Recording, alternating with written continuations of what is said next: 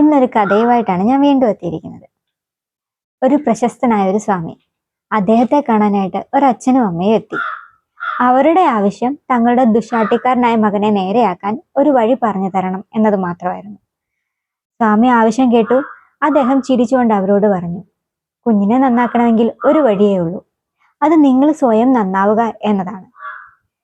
ഞങ്ങൾ നന്നാകുക എന്നതുകൊണ്ട് താങ്കൾ എന്താണ് ഉദ്ദേശിക്കുന്നത്?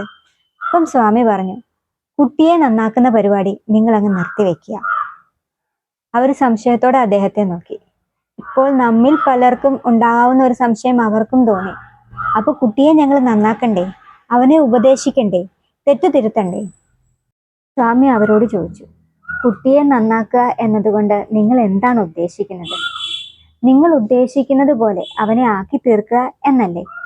ചുരുക്കി പറഞ്ഞാൽ നിങ്ങളുടെ കയ്യിലെ ഒരു കളിപ്പാവയാക്കി മാറ്റുകയല്ലേ ചെയ്യുന്നത്?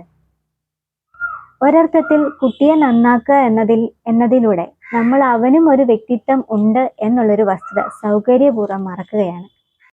നല്ല വ്യക്തിത്വമുള്ള ഒരു കുട്ടിയെയാണ് നിങ്ങൾക്ക് വേണ്ടതെങ്കിൽ നിങ്ങൾ ആദ്യം ചെയ്യേണ്ടത് നിങ്ങൾ സ്വയം നന്നാവുക എന്നതാണ്. അമ്മയെ സ്നേഹിക്കുന്ന, അമ്മയെ ബഹുമാനിക്കുന്ന ഒരു അച്ഛനിൽ നിന്ന് ഒരു കുഞ്ഞ് തൻ്റെ അമ്മയെ മാത്രമല്ല ഒരു സ്ത്രീ സമൂഹത്തെ മുഴുവൻ മാനിക്കുന്ന ഒരു കുട്ടിയായി മാറും. അതുപോലെ തന്നെയാണ് തിരിച്ചു. അപ്പോൾ ഇതായിരിക്കട്ടെ കുട്ടികളോടുള്ള നമ്മളുടെ ഒരു മനോഭാവം. നമ്മൾ നന്നാവുമ്പോൾ അവർ താനെ നമ്മളെ കണ്ട് നന്നായിക്കോളും. അപ്പം ബൈ.